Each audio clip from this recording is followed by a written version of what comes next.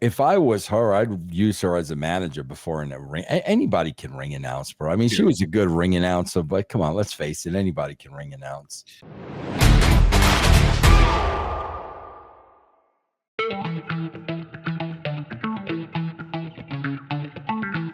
Let's talk about Samantha. Samantha, the Irvin? fiance? Yeah, Samantha Irvin. Yeah.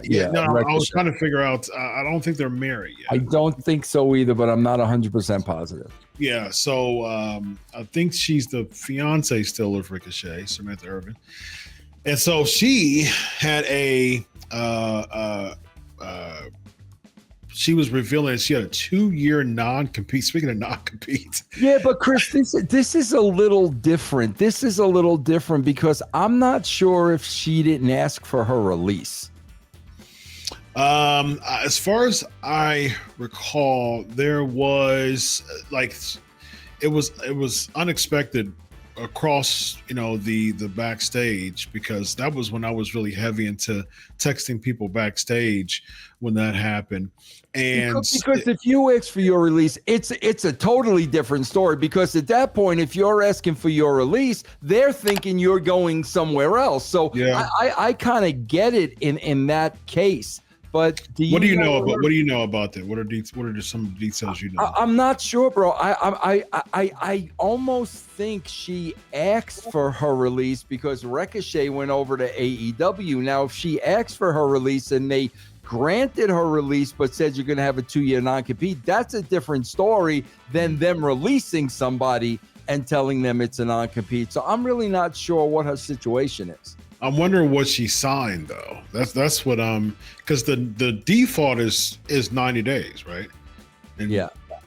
I've never heard of a 2-year non-compete. If you wanted your release, you know what I'm saying? Yeah, but even when it's granted though, I mean, traditionally, even when someone asks for the release and is granted, typically it's still the 90-day. Because otherwise, what they'll do is a lot of times they'll just not use you and just hold you for the duration of your contract. Yeah, and they've done that a few times too. But as far as I've never seen these just wild numbers, like 1 year with Andrade, 2 years with Samantha Irvin. I've never heard of those. I don't know how they don't do anything about it, because my God, how do you not go to a lawyer and say, listen, man, I'm in this profession. This is what I can do. They're not paying me. I can't not work for 2 years. There's no way that's going to be, withheld. I mean, there's no way, man, that's going to stay. Now for the 90-day, they pay you for the 90 days, right? Typically, but not in all cases. Okay. Yeah. So from what I remember asking questions to certain people, typically they pay you for the 90-day. In some cases, I think you can opt out of that too and just start doing indie work too, if I'm not mistaken. So there's a couple opt out, suggestions, but they're not paying you for a year, and they're sure as heck ain't paying you for 2 years. Yeah. So yeah, I mean, but here's the thing though. Let's take it this route. So she said, there was someone who said, I can't believe it's been 1 year since Samantha Irvin's left WWE. While I have a lot of memories of her there, I'm more proud to be a fan of hers now. I can't get enough of her music, and just so happy that she's doing great things outside of wrestling. And when that day comes, when she back in wrestling, I'll be cheering her on whatever she doing. And so she said, 1 year down. Yeah. 1 year left on my non-compete. Can't wait. I hope you enjoy my songs. In the meantime, I look back on all the memories as fondly as I do. Love and miss you. And remember, I never left for music. I am music. Hope to see you soon. So as far as someone said, I know several attorneys.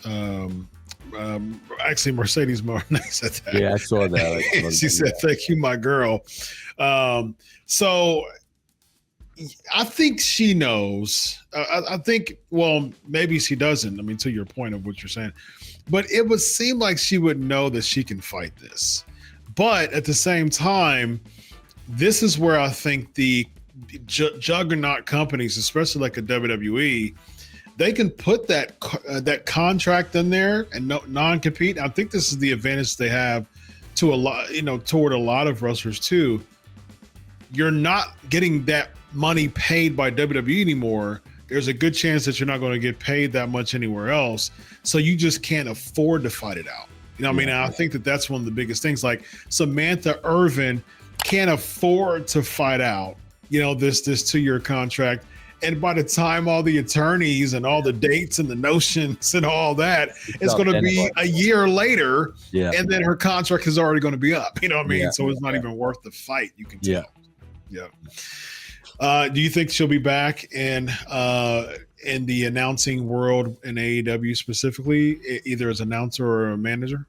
Yeah. If I was her, I'd use her as a manager before in a ring. Anybody can ring announce, bro. I mean, she was a good ring announcer, but come on, let's face it, anybody can ring announce.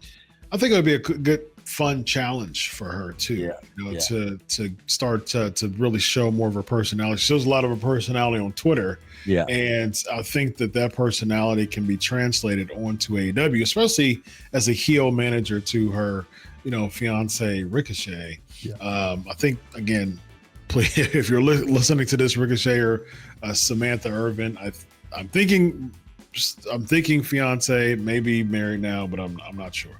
Yeah. So I think she'll be back in the world of pro wrestling in AEW for sure.